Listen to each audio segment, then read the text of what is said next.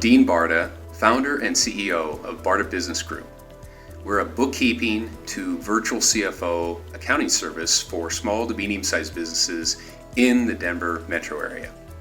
The greatest impact that COVID-19 has had on my business is actually emotional.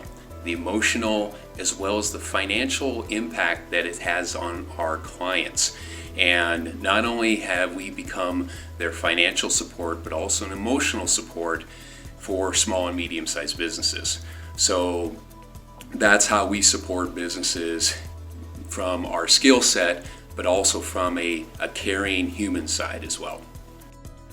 What we've been doing to pivot for our clients is we've been a remote access business from our inception, and bringing clients along when they have moved from, say, a paper-centric environment and really guiding them into being more virtual, being more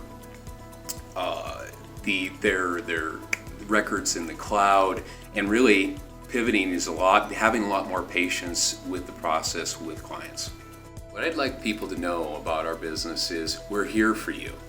This is a difficult time for all of us, and we want to provide support for the small and medium-sized businesses in the Denver area who want to understand how to adapt through this process, how to grow, and in some cases really retool and kind of reimagine their business.